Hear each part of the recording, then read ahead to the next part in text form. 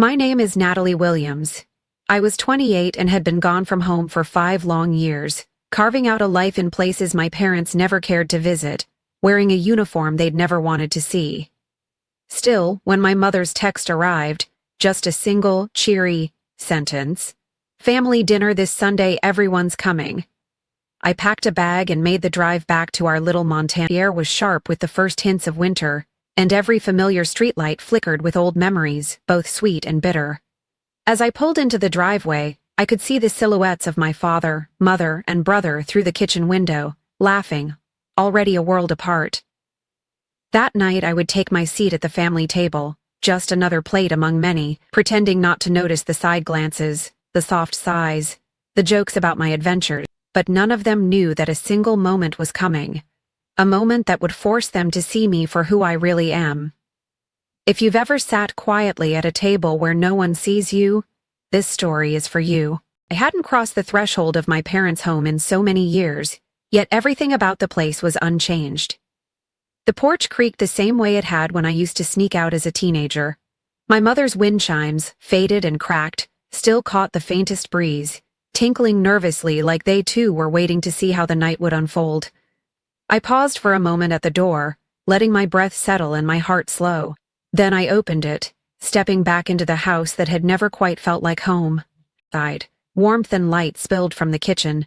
My mother, Karen Williams, stood by the stove, fussing over a casserole. She was all sharp elbows and nervous energy, her blonde hair pulled tightly back as if even a stray strand would spell chaos. She glanced up as I entered, offering a practiced smile that flickered for just a second before her gaze drifted past me, searching for someone else.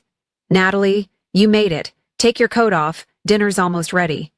My father, Richard, was setting the table with the careful precision he brought to every part of his life. He nodded at me, his jaw set, as if he was bracing himself for turbulence he couldn't control. "Hey there, kiddo," he said, and it sounded so automatic I wondered if he'd practiced it in his head first. At that moment, my older brother Daniel strolled in through the back door. He brought with him a gust of cold air and the effortless confidence of someone who'd never had to doubt his place at the table. "There she is," Daniel boomed, his grin wide. "Back from saving the world?" He winked at my father as if the joke were just for the two of them. The living room was filled with artifacts of the Williams family myth. Daniel's trophies from Little League and high school debate, framed diplomas, a shadow box with his first business card. My childhood was there too, but only the parts that fit the story everyone wanted to tell. A faded photo of me in a cheerleader's uniform, a medal from a spelling bee I'd won in 3rd grade, my acceptance letter to the state university before I threw the family off course by applying for an ROTC scholarship and choosing the Army over a career in finance or law. The rest of my story, the chapters that made up most of my life, were missing. No photos from my commissioning ceremony, no newspaper clippings from overseas deployments, not even a souvenir from the time I'd met the president as part of a security briefing. My achievements were invisible here, edited out like a typo in the family scrapbook. I moved quietly through the familiar rooms, feeling like a guest. My mother flitted around me, setting out dishes and utensils, never quite meeting my eyes for more than a moment. "You must be starving, Natalie," she said, her voice high and bright. "I made your favorite chicken pot pie, just like when you were little." She slid the dish into the center of the table, but her attention was already back on Daniel, who was regaling my father with stories about a recent deal at his tech startup, his new car, his upcoming wedding to a woman my parents adored. Every word he spoke was another brick in the wall between us, a wall that had been built up over years of silent comparison. We sat down, the 4 of us, in the same places we'd always sat. Daniel on my father's right, my mother at the head of the table, me at the end, a little closer to the kitchen than anyone else. The dinner began with the usual pleasantries. My mother asked about my drive. My father inquired about the weather in wherever you're living these days. Daniel made jokes about army rations and how I must miss real food. There was laughter, but it was a laughter that had nothing to do with me. I listened to their voices as if from underwater, every syllable reminding me that I was a visitor in my own family. As the meal continued, the conversation turned, as it always did, toward Daniel's latest accomplishments. "Did you hear?" my mother said, her eyes shining. Daniel's company just closed another round of funding. He's the youngest VP they've ever had. My father beamed, raising his glass. That's my boy, real leadership material. Daniel leaned back, modest but clearly relishing the praise. I had a great mentor, Dad. My mother laughed, delighted. We always knew Daniel would do great things, she said, as if I weren't sitting right there. Did you know he's looking at buying a house out in Willow Creek? 4 bedrooms, huge yard, just perfect for a family. My father nodded approvingly, already envisioning the grandchildren who would one day fill the place. A real Williams legacy, he declared. I tried to join in, to ask Daniel about his fiancée or his plans, but my words fell flat. No one asked about my work, my friends, or my life. The one time my mother turned to me, it was with a question so pointed it felt like a blade. So, Natalie, are you still traveling around with the army? When are you going to settle down and get a real job? She said it kindly, with that tilt of her head that implied concern, but I heard the judgment beneath it. It's a career, Mom, I replied, and I'm actually stationed here for a few weeks. There's a conference in town. She nodded, filing the information away, not because she was interested, but because it might come in handy at some future dinner party where she'd need to explain my absence. The rest of the evening passed in a series of small humiliations. My father asked Daniel for advice about his 401, ignoring the fact that I'd managed million-dollar budgets. My mother showed off photos of Daniel's fiancée on her phone, while the only picture she had of me was from a Christmas years ago. Even the dog, an old golden retriever named Max, seemed to prefer Daniel's side of the table. At one point, Daniel raised his glass and toasted, "To family and future successes," and everyone clinked glasses except me. I'd already lowered mine, afraid my hand might tremble. As the plates were cleared and coffee was poured, the air in the room grew heavier. The conversation drifted to old stories. Daniel's triumphs at school, my parents' own rise from modest beginnings, the sacrifices they'd made to give us a better life. In each story, Daniel played the hero. I was the punchline, the free spirit, the one who couldn't quite find her way.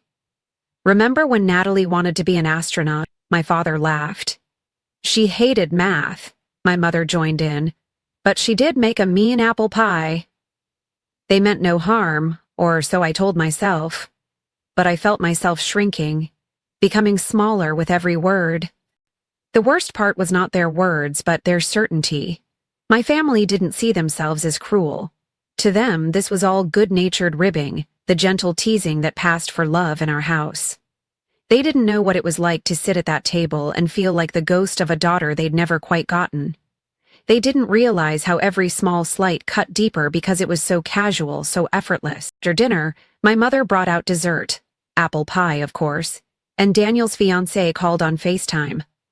The whole family crowded around the phone, laughing and chatting, while I sat off to the side, sipping my coffee and watching the scene unfold as if it were a play I'd forgotten the lines to. No one noticed when I slipped out onto the back porch. The air was cold, biting, but it felt better than the warmth inside. I looked up at the night sky, searching for constellations I used to trace as a kid, wishing for a sign that I still belonged somewhere. Eventually, my father came out to find me. He stood beside me, silent for a long moment. "It's good to have you home, Natalie," he said at last. "Your mother worries about you, you know." I nodded, not trusting myself to speak. "Daniel's doing well," he continued, as if I'd asked. "We're proud of him. Always knew he'd be something special." I bit my tongue. "I know," I said. He patted my shoulder awkwardly, then turned back inside. I stayed outside a while longer, breathing in the darkness, willing myself not to cry. When I finally returned, the kitchen was empty, the remains of dinner cleared away. My mother had left a plate of pie on the counter with a note. "Glad you're here. Love, Mom." I took the plate to my old bedroom, the same faded quilt, the same posters on the wall, the same sense of never quite fitting in. As I lay in bed that night, listening to the soft sounds of my family downstairs, I wondered how long it would take before I stopped trying to prove myself to people who couldn't or wouldn't see me. And yet, a flicker of hope remained. Tomorrow would be a new day. I had come home, and for better or worse, I was still here. I had no idea that the world I thought I knew was about to turn upside down, and that the very thing my family had always dismissed would soon become the only thing that mattered. Sleep in my childhood room was a fragile thing, fractured by the muffled sounds of laughter downstairs and the occasional pang of memories I couldn't quite bury.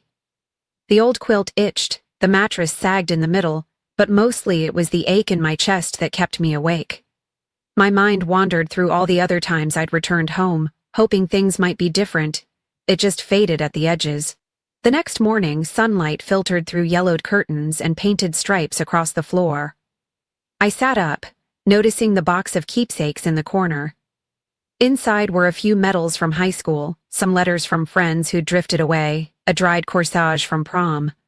All relics from before I'd left to chase something nobody else seemed to understand. Upstairs, my mother was already bustling, humming a tune as she whisked eggs for breakfast. She smiled when she saw me, but the smile didn't quite reach her eyes. "Morning, sweetheart. Did you sleep all right?" she asked, setting a mug of coffee on the counter. I nodded, taking a sip, the warmth filling a place inside me that words never seemed to reach. My father was hidden behind the newspaper, grunting a greeting as I evenings.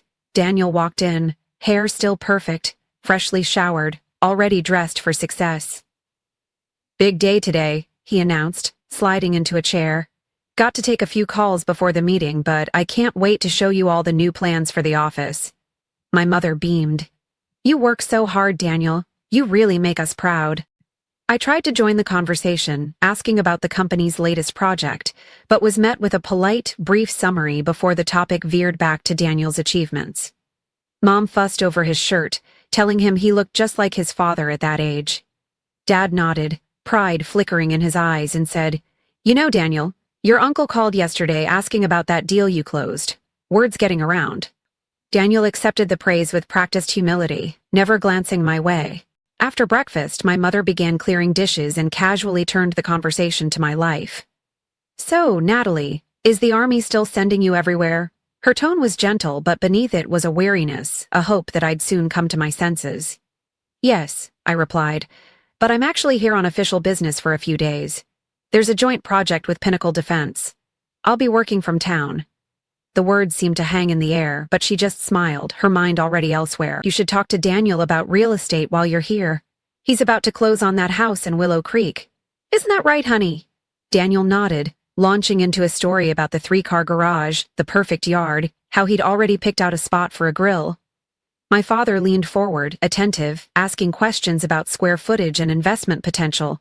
Not a single question came my way about what kind of work I actually did or how it mattered. I watched them all, feeling like a guest at someone else's celebration. I remembered the first time I'd come home after basic training, uniform pressed, chest puffed out with pride. I'd expected at least a hint of excitement, maybe a "welcome home, soldier," but all I'd gotten was a brief mention at dinner, a passing comment about how the army wasn't forever, and I'd settle down eventually. The memory stung now more than ever. That day, Daniel's fiancée Ashley joined us for lunch via video call. My mother set her phone in the center of the table so everyone could crowd around, cooing over wedding details and honeymoon plans. "Natalie, we have to get you a +1 for the wedding," Ashley said with a smile. "Maybe you'll meet someone at the reception." Everyone laughed except me. "Don't worry, Ash," my mother patted my hand. "It's not too late, you know. Your father and I didn't meet until our late 20s. The implication was clear. My clock was ticking, and I was the only one who didn't hear it. Later, as I wandered through the living room, my eyes caught on the family photo wall. Daniel's milestones were everywhere: diplomas, soccer trophies, a plaque from his first promotion. My own graduation photo was tucked in the corner, half hidden behind a potted plant. The photos that really mattered to me, the ones from my deployments, the medal ceremony, and I remembered emailing those pictures home, hoping for pride or even simple acknowledgement. Instead, my mother's response had been a short, "Looks nice, honey. Be safe." That night at dinner, the tension peaked. My mother had made steak, Daniel's favorite.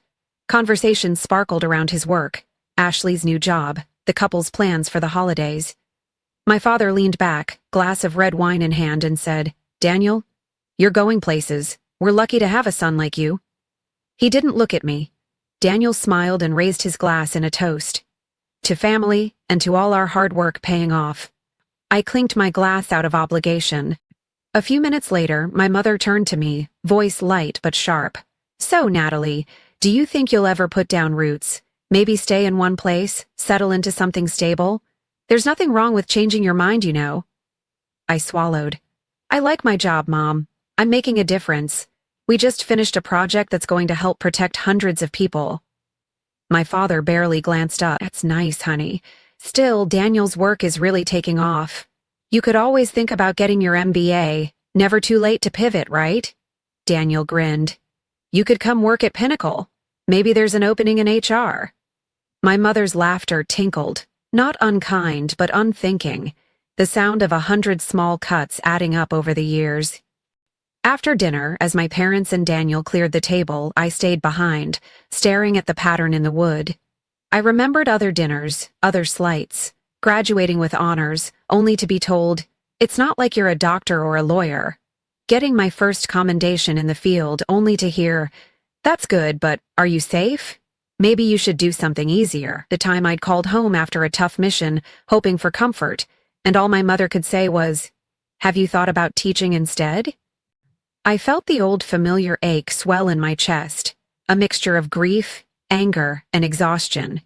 I thought of the moments they'd missed, the achievements uncelebrated, the pride I'd learned to hold in silence. It wasn't that they didn't care, it was that they cared in a way that left no room for me to be anything other than what they'd always wanted. Just as I was about to head upstairs, Daniel stopped me in the hall.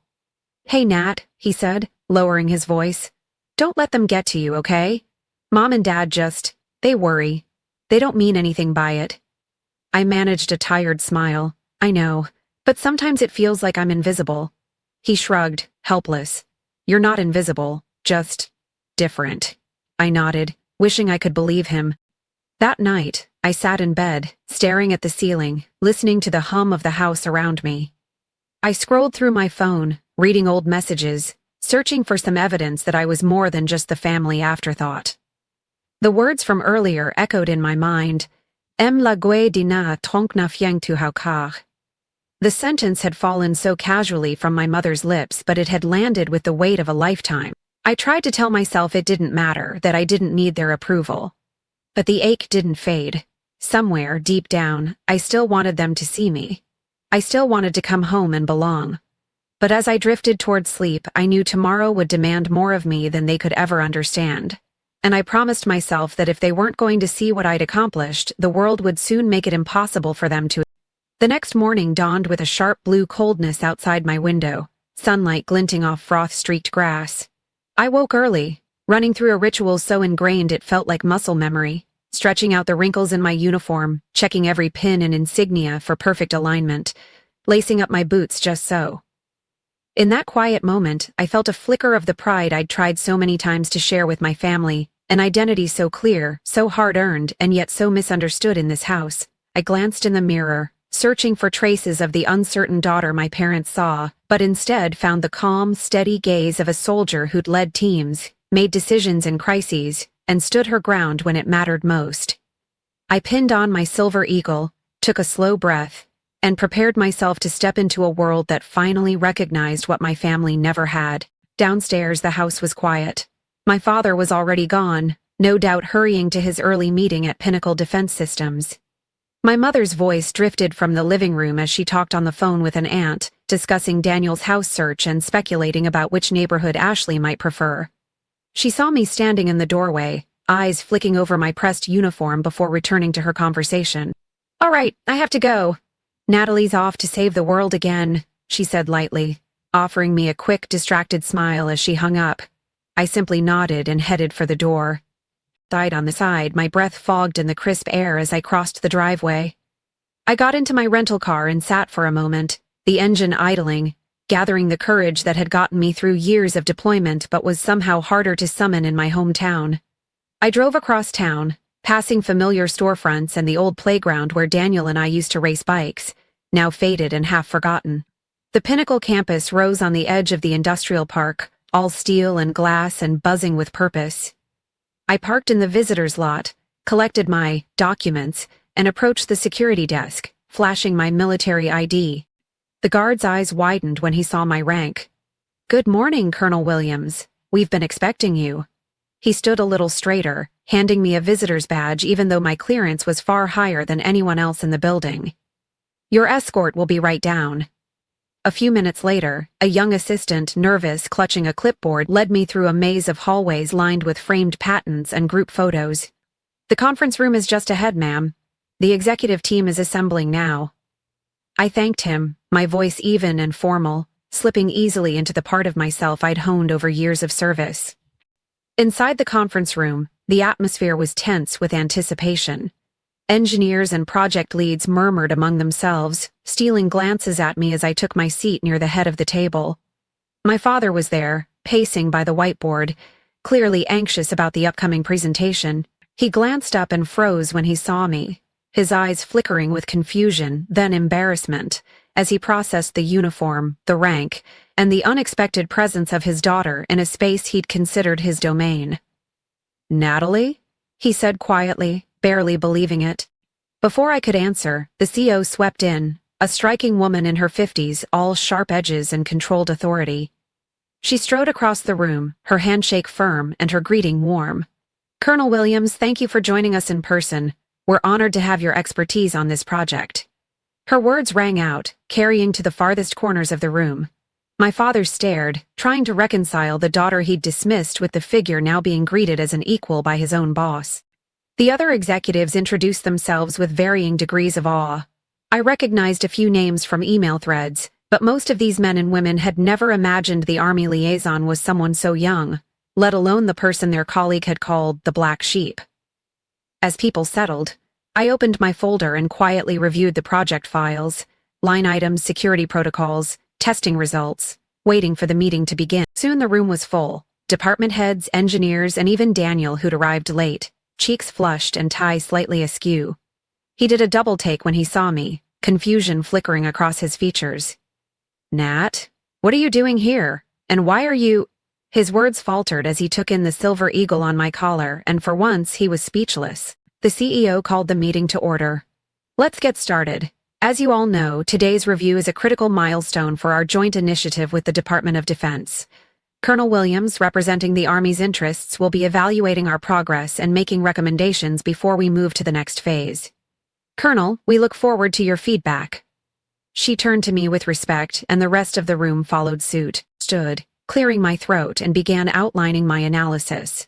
What had been done well, what needed improvement, the standards the Army expected, and why security was non-negotiable. I spoke plainly, with the same directness I used in the field, feeling the room's attention sharpen as I outlined issues they hadn't anticipated. For every concern I raised, I offered solutions, walking them through the implications, citing my experience from other high-profile projects. My voice was steady, confident, every word a reminder that I'd earned my seat at this table. As I finished, the CEO nodded approvingly. "Thank you, Colonel. That was remarkably thorough. Does anyone have questions?" Hands shot up, not to challenge me, but to ask for clarification, insight, guidance. For the next hour, I fielded technical questions from the engineering team, navigated the politics of budget constraints, and explained the Army's priorities to the board. Each time I spoke, I saw my father watching me, his face a shifting portrait of disbelief and dawning respect. Daniel, for once, stayed silent, listening, understanding the weight of the room in a way he never had before. It wasn't until the CEO addressed me directly, "Ma'am, would you be willing to review our latest proposal after the break?" that the magnitude of the moment landed. The word "ma'am" hung in the air, formal and public and unmistakable. My father's boss, the highest authority in his world, had just called me ma'am. The entire room turned, watching my father's reaction. He looked down at his hands, struggling to process the shift in power. The realization that the person he'd dismissed as going nowhere was now the one whose approval his entire team required. The meeting continued, but the mood was transformed. The engineers clustered around me during the break, eager to hear my opinion, grateful for my insight. The CEO stopped by again, thanking me for my candor and asking if I'd consider speaking at a future conference. Even Daniel, normally the center of every family gathering, looked at me with new eyes, curious, perhaps even proud. When the meeting ended, the CEO shook my hand in front of everyone. "Colonel Williams, your leadership is exactly what this project needs." She turned to my father. "Albert, you must be so proud." My father tried to speak, but for the first time, words failed him. I met his eyes, searching for some sign of acknowledgement, but saw only the bewilderment of a man forced to reevaluate everything he thought he knew, not just about his daughter, but about himself. As I gathered my things, a strange mix of relief and sadness swept through me. I had fought for this respect, earned it, and now, for the first time, there was no denying who I was. Walking out of that conference room, past the glass walls and the silent, staring faces, I felt the boundaries of my old life crumble a little more. For years, I'd accepted being invisible at home, dismissed as an afterthought at the dinner table. But now, in front of all these strangers, and my own family, I was impossible to ignore. The hallways outside the conference room hummed with activity, a steady current of engineers and managers carrying laptops, charts, and coffee cups. I walked in a kind of quiet daze, the clack of my boots echoing with more authority than I'd ever felt in my parents' home. The air itself seemed different, charged with the aftershocks of the meeting where the invisible daughter had just taken command of the very space her family believed she'd never belong in. A few younger employees nodded respectfully as I passed, one quietly asking if he could send me some follow-up questions. I smiled, told him yes, and made my way toward the executive lounge for a moment of calm before the next set of meetings. I sat alone by the window, watching the sun climb over the city's skyline and let myself breathe. I could still see the confusion in my father's face, the subtle shift from embarrassment to a dawning, reluctant pride that, well, I wasn't sure he'd let himself express. My phone buzzed with a message from my commanding officer, short, direct, and congratulatory. It was the kind of affirmation I'd hungered for all my life, but never dared expect from home. For a few minutes, I let myself feel it. As the break ended, I returned to the main office, greeted by the CEO, who asked if I would join her for lunch with a few other senior leaders. "You've made quite the impression," she said warmly, and I nodded, keeping my composure. The lunch was a whirlwind of ideas, project updates, and strategic talk, with the CEO and her team openly soliciting my thoughts about how to navigate the Army's evolving requirements. There was not a single moment in which I felt out of place. If anything, my confidence grew with every exchange. I found myself explaining technical nuances, discussing big-picture planning, and even mentoring a junior project manager on crisis response, all with the ease that came from years of earned expertise. At one point, as we wrapped up, the CEO caught my arm. "Colonel, your father's been one of our most dedicated people for decades. I never knew he had a daughter with your credentials. If you ever want to transition to the private sector, let me know. We'd be lucky to have you." For a moment, I saw my father standing at the edge of the room, overhearing the words. He stood awkwardly, hands clasped, caught between old instincts and new revelations. When lunch ended, he approached me, his voice unsteady. "Natalie, could you come to my office for a bit?" It wasn't a command, more of a request, hesitant and uncertain. I nodded, following him down the corridor. His office was a cramped corner lined with photos of Daniel, framed certificates, and models of projects he'd overseen. I took a seat opposite his desk. He struggled for a moment, gathering words. "I had no idea," he finally admitted. "I mean, I knew you were in the Army, but—" He shook his head, unable to meet my eyes. "I just didn't understand what you've become." There was a long silence. I studied the desk, the worn edges of his mouthpad, the carefully arranged pens, and waited for him to continue. "Your mother and we never wanted you to feel less than. It's just, we thought we knew what success looked like. Maybe we were wrong." He looked up then, raw vulnerability on his face. "You made your own way. I should have seen it sooner." For the first time, the walls between us felt thinner. "Dad, I never wanted you to be disappointed in me," I said quietly. "I just needed you to see that my choices weren't a rejection of you or the family. They were about what I knew I could give." He nodded, swallowing hard. "It was easier to measure things by Daniel's milestones. But what you've done, what you're doing, none of us could have imagined. I am proud." Before I could answer, there was a knock on the door.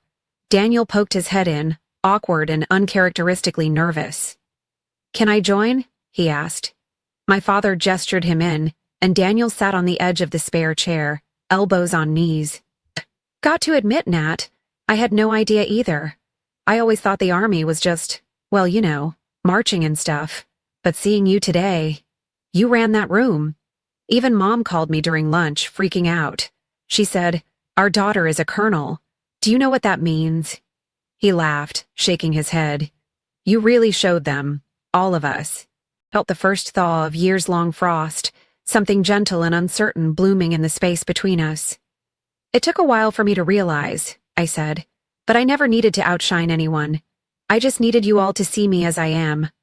Daniel nodded, a little more sincerely than I'd ever seen before. I do. I get it now.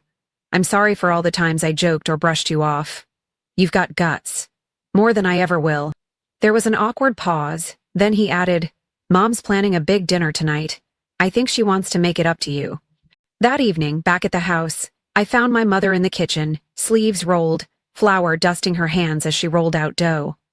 The radio played softly in the background, and for once, she looked up at me and smiled without reservation.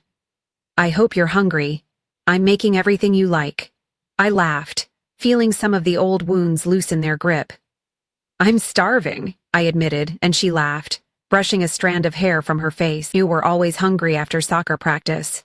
Some things don't change. We ate together as a family, this time with a different energy. Conversation was easier, lighter. My mother asked questions about my work, real questions, not the polite, dismissive kind. Daniel teased me, but now with pride in his voice. My father listened more than he spoke, but when he did, it was to ask about my perspective or to share a memory from my childhood I'd nearly forgotten. There were moments when old habits threatened to creep in, but each time, someone gently nudged the conversation back, mindful now in a way they'd never been before. After dinner, my mother hugged me tightly, whispering, I'm sorry if we made you feel like you didn't belong. I just didn't know how to understand the life you chose. I squeezed her back, feeling years of longing ease just a little. I'm here now, I whispered. That's what matters. Later that night, lying awake in my room, I felt the peace of belonging, not because I'd finally proven myself, but because I'd been truly seen. For the first time, the house felt like a place I could rest. The burdens of comparison and invisibility had started to lift, replaced by something softer, something closer to love. And even as I drifted toward sleep, the world outside grew quiet, holding space for a future where I was no longer just the afterthought at the table, but an equal voice, a daughter, a sister, and myself, finally welcomed home. Months passed, each one quietly softening the hard edges of old patterns and grievances, as if the sharpest memories of hurt were slowly being sanded down by the gentle routines of reconnection. My visits home became less fraught and more familiar, even pleasant. No longer a parade of comparisons or tiptoeing through fields of old disappointments. My mother took to calling every Sunday, her voice warmer now, asking about my work with an interest that felt genuine. Sometimes she even bragged about me to her friends, proudly telling them her daughter was a colonel, that I ran the show at army meetings, that my advice was sought by generals. It was strange at first, to hear my achievements echoed from her lips, but there was a quiet joy in it too, a recognition I had always craved but never thought I'd receive. My father, ever the quiet type, changed in smaller, subtler ways. He'd send me newspaper articles about military technology, scrawling little notes in the margins. Does this remind you of your last project? Or, proud of you, Nat. On my birthday, he mailed a framed photo of me at the Pinnacle Conference standing at the head of the table in full uniform, flanked by executives and the CEO. On the back, he'd written, For my daughter, who taught me what leadership really means, and too found ways to reach out, sending the occasional text asking for career advice or updates on his own life, no longer filtered through the lens of competition but of genuine sibling curiosity. We met up for lunch whenever I was in town, and our conversations wandered from family to football to memories of childhood laughter replacing the old friction. The next family dinner was different from all the others that had come before. This time I arrived to the smell of roast chicken and fresh bread, the table already set with my favorite dishes. Ashley and Daniel arrived arm in arm, both more relaxed than I remembered, chatting about weekend plans. My mother greeted me at the door with a hug that lingered, pressing her cheek against mine. "It's so good to have you home," she said, her eyes shining. The house was filled with an ease that felt both new and somehow long overdue. We sat together, sharing stories and jokes, the conversation looping effortlessly from Daniel's latest work project to Ashley's gardening misadventures to my own travels. At one point, my father raised his glass. "To Natalie," he said, his voice thick with emotion, "for teaching all of us a little more about courage and about what it means to find your own path." There was a moment's silence, a collective breath held, and then the glasses clinked and the mood lightened again. The room sparkled with laughter, and for the first time I felt entirely present, no longer a shadow at the edge of my family's story, but part of its heart. After dinner, my mother and I washed the dishes together, hands moving in practiced choreography. "I never realized how much I missed having you here," she admitted, her voice quiet. "You've changed, Natalie. You're stronger, but also softer somehow." I smiled, feeling the truth of it. "I had to be strong for a long time," I replied, "but it feels good to be gentle now." She squeezed my hand, her eyes glistening. "I'm sorry it took me so long to see you. I'm sorry for all the years you felt alone at this table." The words landed softly, not as an accusation but as a balm, closing a wound that had never quite healed. Later that night, as I sat on the back porch, a cup of tea warming my hands, I let myself reflect on how far we'd all come. My family would never be perfect, but something real had shifted. They saw me now, not as an outlier or a disappointment, but as someone worth knowing and celebrating. The ache of being overlooked had faded, replaced by a sense of belonging so deep and steady it surprised me. Back at work, I carried this new piece with me. My leadership was different now, more open and empathetic. I found myself mentoring younger officers, encouraging them to speak their truth even if it went against expectations. I talked with soldiers who felt like outsiders in their own families and told them what I had learned, that sometimes the world outside your home will recognize your worth before the people closest to you do, but that healing is still possible. My colleagues noticed the change too. "You're lighter," one of my friends said over coffee. "Like you finally let go of something heavy." I nodded, understanding for the first time that the validation I'd craved from my family had always been secondary to the strength I'd found in myself. Months slipped into a year, and life moved on.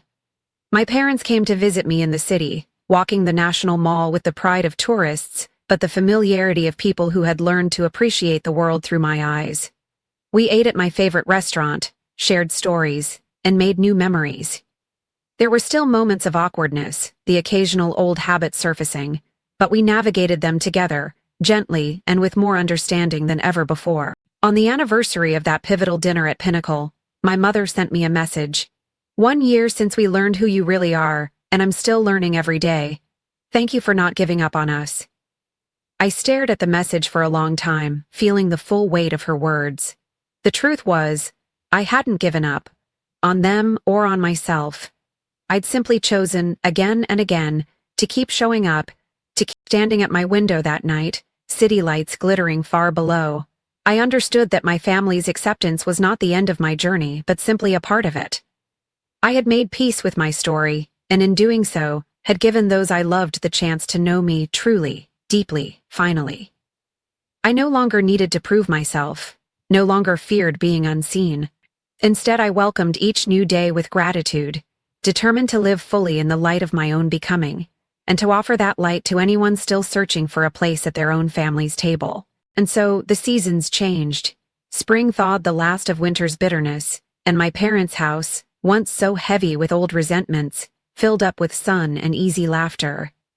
My father started keeping the photo of me in uniform on his desk at work, not hidden in a drawer but right where anyone could see it. If a colleague asked, he'd tell the whole story. I'm the one who shaped national security, how the girl who never quite fit their expectations ended up being the person his own boss called ma'am. My mother delighted in any news article that mentioned my name, clipping them carefully, sending them to relatives, her pride now as quick and open as her disappointment had once been. She even began volunteering with a local veterans group, introducing herself as Natalie's mom, the title spoken with newfound warmth. Daniel, for all the sibling rivalry we'd survived, became my closest ally. He was the first to call whenever something big happened in my career, whether it was a promotion or a mention on national news. He stopped seeing me as competition, and instead asked for my perspective when he faced tough choices, about work, about marriage, about becoming a father himself. There was no trace of the old one-upmanship, only a brotherly respect that was deep and real. At family dinners, he'd joke about how he'd better watch out, or his kids would want to join the army just to be like their Aunt Natalie. And laughter would ripple through the table without a hint of old awkwardness.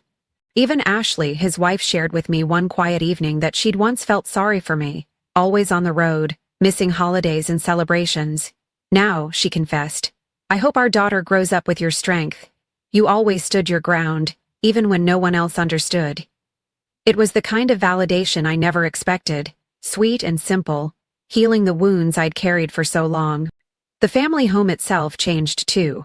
My mother redecorated the guest room, once a shrine to Daniel's high school sports career, so that when I visited, it truly felt like mine.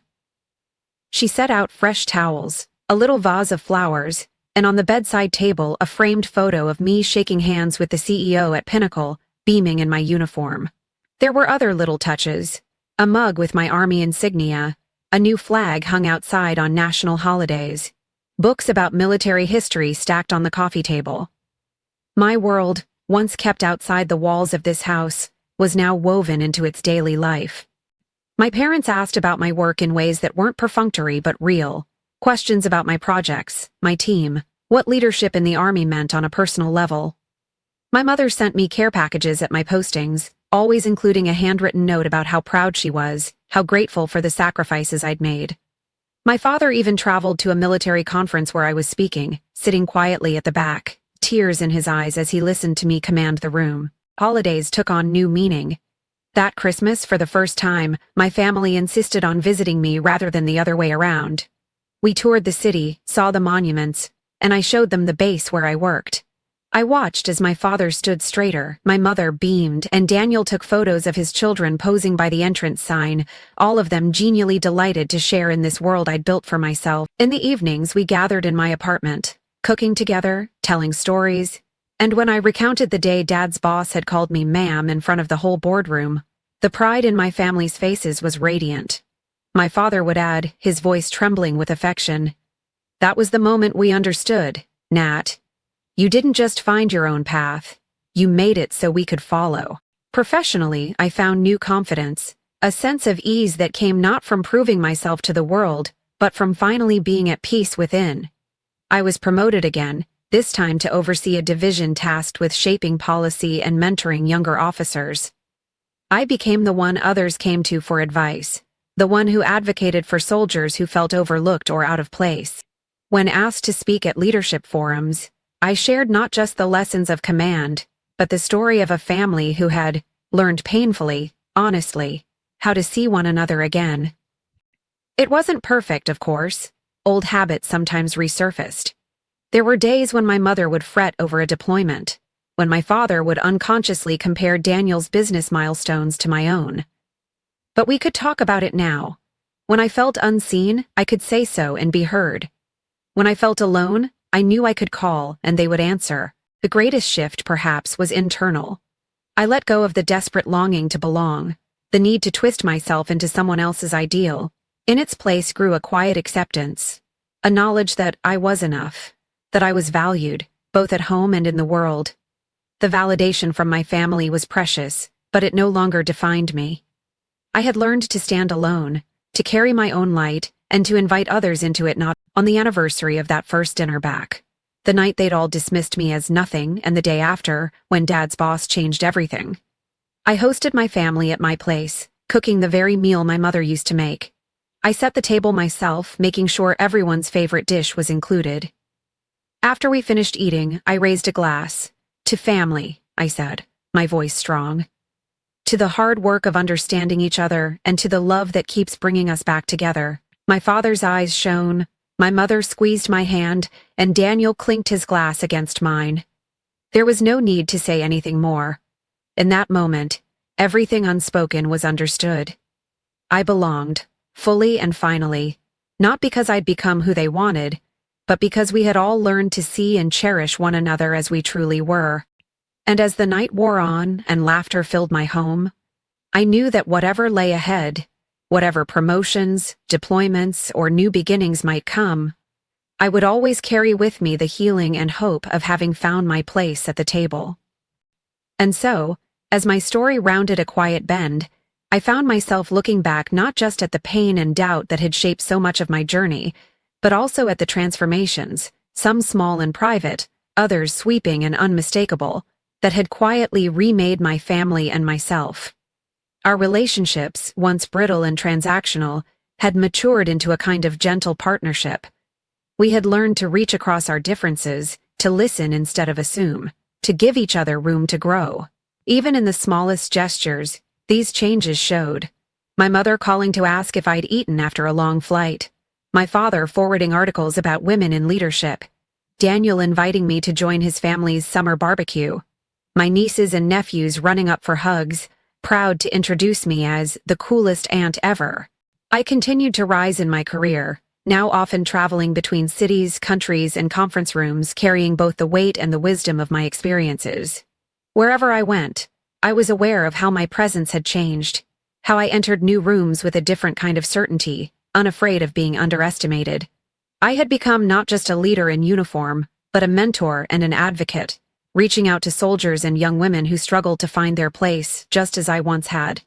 I told them my story, never leaving out the nights I'd spent feeling invisible at my own family table, or the years I'd worked for recognition that never came. I taught them that real respect doesn't depend on applause, but on showing up for yourself, again and again, even when nobody is watching. With my parents, the honesty we'd earned became a foundation. We could talk about anything now, even the hard things, the loneliness of command, the stress of deployments, the cost of all those missed birthdays. My father sometimes told his own stories of falling short, of learning too late how to love his children as they were, not as he wished they'd be.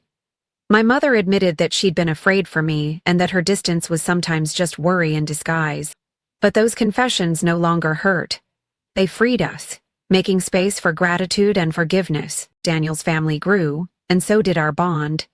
His children began to ask about my life, my travels, the medals on my shelf. I let them try on my old hat, told them stories of faraway places, encouraged them to believe they could become anything at all, even things their parents didn't yet understand. At one Thanksgiving dinner, as we all sat crammed around my apartment's dining table, Daniel lifted his glass and said, "I hope my kids are as brave as you someday." His wife smiled at me, her eyes warm, and the table erupted in laughter and cheers. In quiet moments, I sometimes wondered what might have happened if Dad's boss hadn't called me ma'am in that crowded boardroom. If the shock of that moment hadn't broken the old spell, would my family ever have seen me? Would I ever have stopped chasing their approval? But those questions faded in the face of what we'd built since. My family had learned to see me, yes, but I had also learned to see them, with all their flaws and fears, their pride and hope. I no longer needed to prove myself because I knew, deep down, that I was enough, and always had been. Even the house I once found stifling became a place of comfort. I visited often, welcomed not with wary politeness but with open arms and genuine excitement. My parents let me host family gatherings, letting go of the urge to control, simply happy to be together. Sometimes, when the night grew late and the kitchen was quiet except for the sound of dishes in the sink, my mother would squeeze my hand and whisper, "I love you, Natalie. Thank you for coming home to us." Work became a place of joy and responsibility rather than proving ground. I thrived not just because I was skilled or accomplished, but because I led with empathy and vulnerability. I made space for the people around me to be themselves, just as I'd longed for growing up.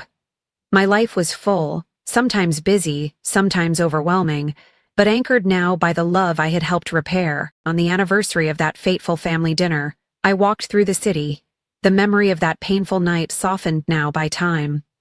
My father called to say he and Mom were making apple pie just for me, and that they couldn't wait to see me again. Daniel texted a photo of his kids, waving tiny American flags and a note, "We're all rooting for you, Colonel." And I realized that, somewhere along the way, the need for recognition had quietly dissolved, replaced by a steady, sustaining.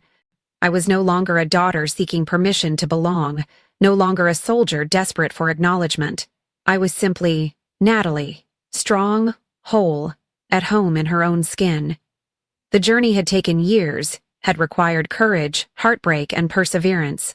But in the end, I had become someone I could respect, someone who loved and was loved in return. And as I looked forward to the next chapter, I did so with the certainty that my seat at the family table would. And if you're listening this, if you've ever felt like the extra plate, the one left off the guest list, the name that never quite made it onto the family wall, know this: you are not nothing. You are becoming. Your voice is needed, and the story of your belonging is just beginning.